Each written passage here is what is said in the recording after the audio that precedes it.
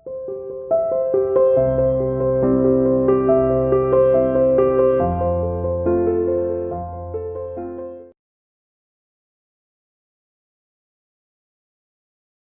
Students, welcome to CR international school online classes class 7 subject Hindi. कैसे हो बेटा? आशा करती हूँ सभी अपने घर पर स्वस्थ होंगे और सुरक्षित होंगे। आज हम अपनी हिंदी की क्लास में अपना नया चैप्टर शुरू कर रहे हैं, चैप्टर नंबर 10। इसका नाम है अपूर्व अनुभव और इसके जो लेखक है वो कौन है? तेत्सुको कुरियानागी। ये एक जापानी लेखक है बेटा।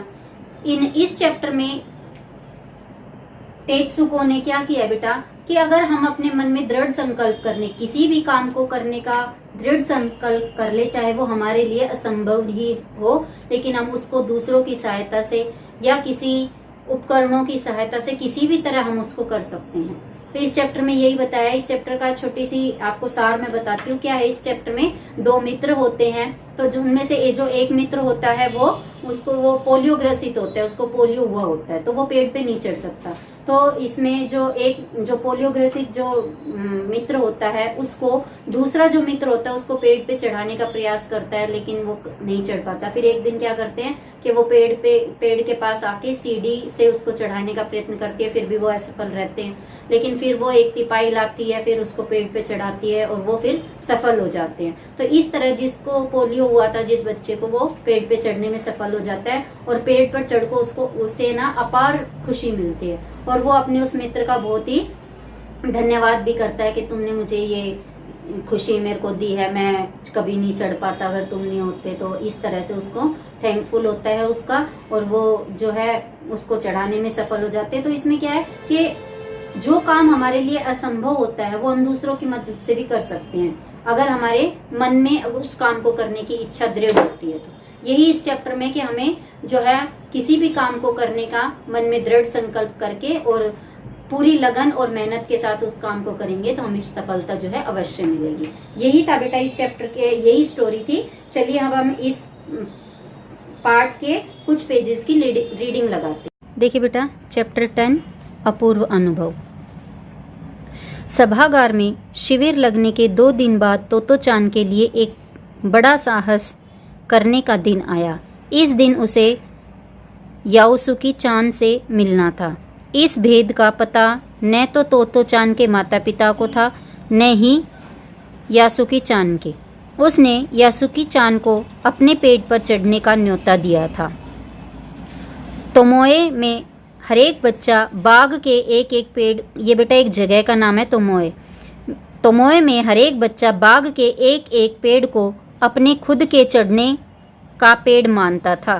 तोतो-चान का पेड़ मैदान के बाहरी हिस्से में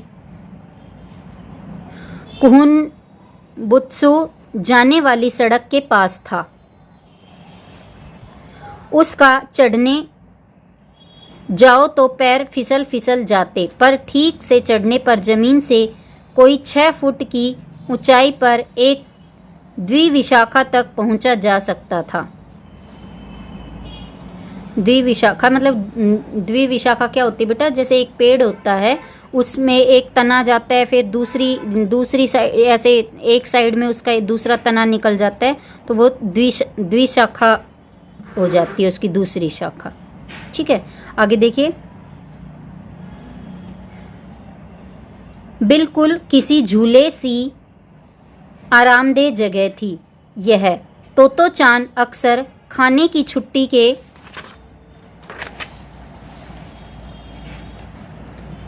छुट्टी के समय या स्कूल के बाद ऊपर चढ़ी मिलती।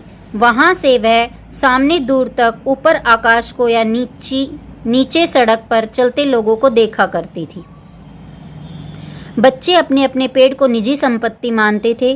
किसी दूसरे के पेड़ पर चढ़ना हो तो उससे पहले पूरी शिष्टता से माफ़ कीजिए, क्या मैं अंदर आ जाऊं, पूछना पड़ता था। यासुकी-चान को पोलियो था, इसलिए वह न तो किसी पेड़ पर चढ़ पाता था और न ही किसी पेड़ को निजी संपत्ति मानता था। अतः तोतो-चान ने उसे अपने पेड़ पर आमंत्रित किया था, पर यह बात उन्होंने किसी से नहीं कही, क्योंकि अगर बड़े सुनते तो जरूर डांटते। घर से निकलते समय तोतो चान ने माँ से कहा कि वह यासुकी चान के घर डेनेनचोफू जा रही है। चूंकि वह झूठ बोल रही थी, इसलिए उसने माँ की आंखों में नहीं झांका। वह अपनी नज़रें जूतों के फीतों पर ही गड़ाई रही। रॉकी उसके पीछे पीछे स्टेशन तक आया। जाने से पहले उसे सच बताए बिना तोतो चान से रहा नहीं गया। मैं यासुकी चान को अपने पेट पर चढ़ने देने वाली हूँ, उसने बताया। तोतो चान स्कूल पहुंची तो रेल पास उसके गले के आसपास हवा में उड़ रहा था।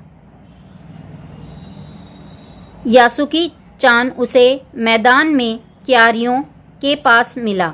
गर्मी की छुट्टियों के कारण सब सूना पड़ा था। यासुकी चान उसे कुल जमा 1 ही वर्ष बड़ा था, पर तोतो चान को वह अपने से बहुत बड़ा लगता था। जैसे ही यासुकी चान ने तोतो चान को देखा, वह पैर घसीटता हुआ उसकी ओर बढ़ा।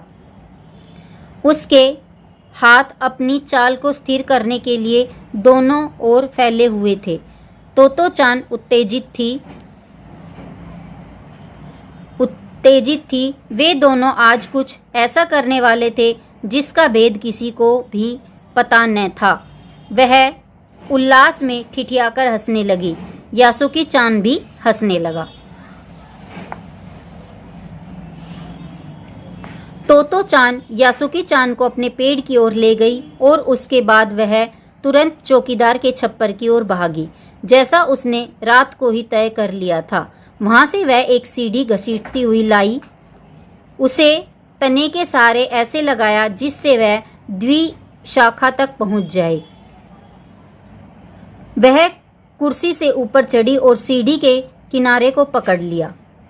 तब उसने पुकारा, ठीक है, अब ऊपर चढ़ने की कोशिश करो। यासुकी चान के हाथ पैर इतने कमजोर थे कि वह पहली सीढ़ी पर भी बिना सहारे के चढ़ नहीं पाया। इस पर तोतो चान नीचे उतर आई और यासुकी चान को पीछे से ढकियाने लगी, पर तोतो चान थी छोटी और नाजुक सी। इससे अधिक सहायता क्या करती। यासुकी चान ने अपना पैर सीढ़ी पर से हटा लिया और हताशा से सिर झुकाकर खड़ा हो गया। तोतो चान को अब पहली बार लगा कि काम उतना आसान नहीं है जितना वह सोचे बैठी थी। अब क्या करे वह। यासुकी चान उसके पेड़ पर चढ़े, यह उसकी हार्दिक इच्छा थी। यासुकी चान के मन में भी उत्साह था। वह उसके सामने गई। उसका लटका चेहरा इतना उदास था कि तोतो चान को उसे हंसाने के लिए गाल फुलाकर तरह तरह के चेहरे बनाने पड़े। ठहरो, एक बात सूझी है। वह फिर चौकीदार के छप्पर की ओर दौड़ी और हर एक चीज उलट पुलट कर देखती रही। अब बेटा ये दोनों मित्र थे। तोतो चान एक लड़की थी और जो यासुकी था वो एक लड़का था। तो ये छोटी सी एक लड़की थी तोतो चान और इसका ये मित्र था। तो ये इसको पोलियो हो रहा था, तो ये पेड़ पर चढ़ नहीं पाता था। तो यहाँ पर जहाँ पर ये लोग रहते थे, यहाँ पर जो एक बाग था, उस बाग में या वहाँ पर भी जो भी पेड़ थे, वो सभी बच्चे ना एक एक पेड़ को अपनी ही संपत्ति समझते थे, उसी पर चढ़ के खेलते थे। तो जो यासुकी था वो उसका पेड़ तो बहुत दूर था, क्योंकि वो चढ़ भी नहीं पाता था, ना वो वहाँ पर जाता था कभी। तो जो तोतो चान थी, एक दिन उसने यासुकी को अपने पेड़ पर चढ़ने के लिए बुलाया और ये बात उन दोनों ने अपने पेरेंट्स को नहीं बताई, क्योंकि बता देती तो वो पेरेंट्स उसको डांटते, क्योंकि वो उसको पोलियो हो रहा था, उसके हाथ पैर कमज़ोर थे, वो ऐसे काम करने के कैपेबल ही नहीं था। तो तोतो चान वो उसके दोनों अपने घर से निकल गए और वो तोतो चान के पेड़ के पास पहुंचा। तो तोतो चान ने वहाँ पर एक चौकीदार का एक छप्पर था, वहाँ से वो निकाली, सीढ़ी घसीट कर लाई और वो उसकी द्विशाखा, जैसे एक तना होता है फिर शाखाएं निकल जाती है ना, जहाँ पर 2 शाखाएं होती है, वहाँ पर उसको टिका दिया और खुद कुर्सी से ऊपर चढ़ के और सीढ़ी के जो ऊपर के जो 2 किनारे थे उसको पकड़ लिया और पेड़ पे से बोली कि आप चढ़ो। तो वो चढ़ने लगा तो उससे चढ़ा ही नहीं गया।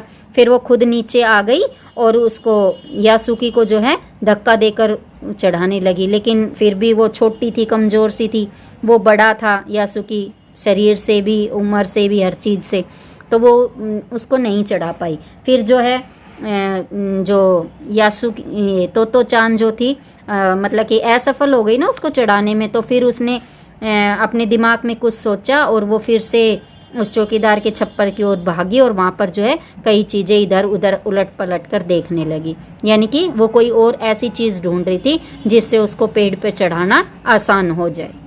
ठीक है बेटा, ये मैंने आज आपको पेज नंबर 77 तक आज आपको पढ़ा दिया है।